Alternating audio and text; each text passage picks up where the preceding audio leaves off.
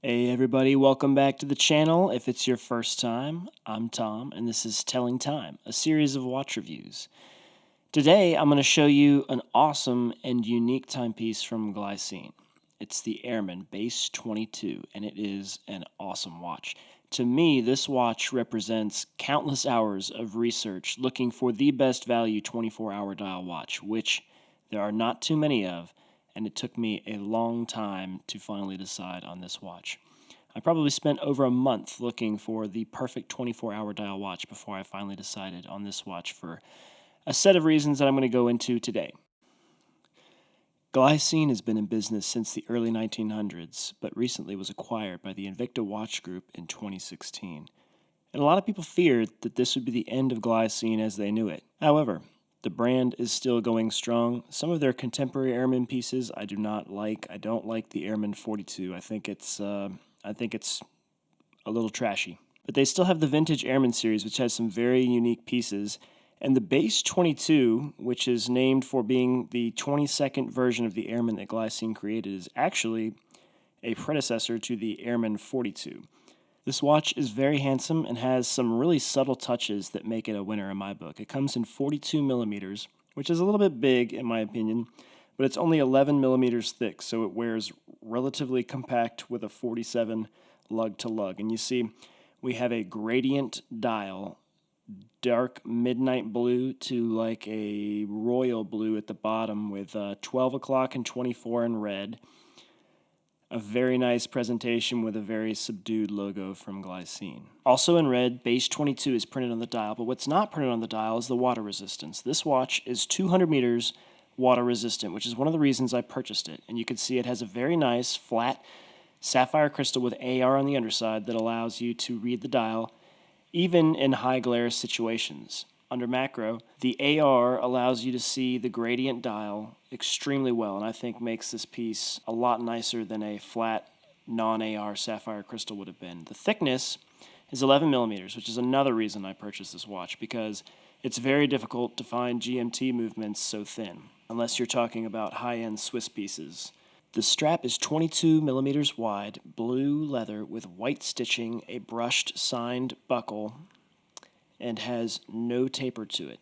I do prefer a 20 millimeter strap over a 22 millimeter strap, especially when it does not have a taper. However, this does wear very nicely and sits on wrist very pleasantly due to the width. That's comfortability. But let me get my calipers out so that we can double check the measurements.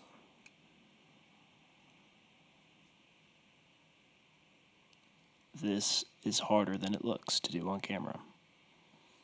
Case diameter should measure in at 42 or just about. We see 41.9, close enough.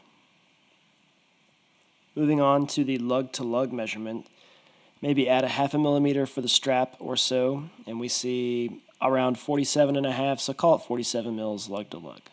Very compact for a 42 millimeter watch. The case thickness, which again is one of the reasons that I purchased this watch, measures in at 11 on the nose. An awesome thickness. I think if I had it my way, every watch that I owned would be under 11 millimeters thick.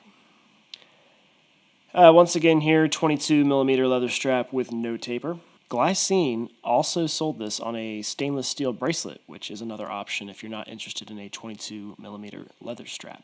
This watch presents very well with brushed surfaces on the top of the lugs and the bezel. It has a very nice cohesive look to it. The sides of the case are polished 316L, and the back of the case, the part that is not sapphire, is also polished 316L. A very nice high uniform polish, presents very well. There is a slight chamfer on the edge from the brushing to the polishing surface. And we see the case back has a customized rotor. It's a Sellita 330-1. Some sites will say that there are ETAs in this, 2893-2s. However, I took a loop to mine and looked in there, and it's a Sellita 330-1. So I think it just depends on the year that you bought your watch. They probably switched over to Sellita further on during the production run. But very nice. Let's go to macro here.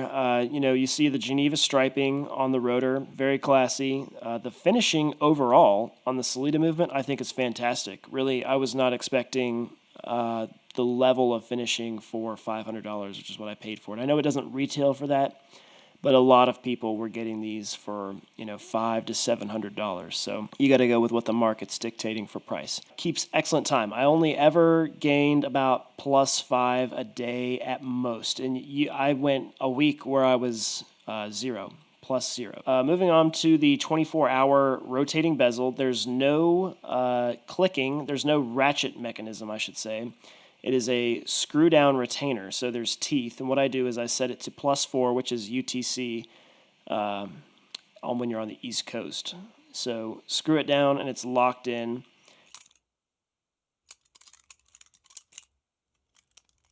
Moving on to the loom, you can see the hours and minutes hands are very well loomed. However, the hour dial markers fade out very quickly. A little disappointing. But the winding action is buttery smooth, one of the smoothest winding watches I own. It's just an absolute pleasure to hand wind. The first detent is the quick set date. It's counterclockwise to advance the date. Very easy to use. You don't have to worry about messing with it during its window because it's the quick changeover date. All the detents on the crown are very nice, and if you pull all the way out, the movement will hack, allowing you to easily synchronize to a time source. The screw-down crown is very nice, very smooth, well finished, absolutely no issues getting it back in. And as you can see, it's just a really striking watch. On wrist, it wears very well. I think much smaller than a normal 42 millimeter would.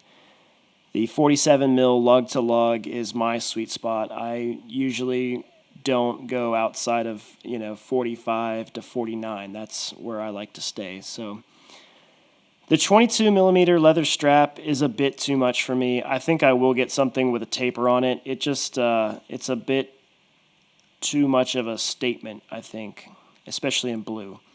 But it wears extremely comfortably, as I've said earlier, so I can't fault them for that. So I hope that you guys enjoyed my review of the Glycine Airman Base 22.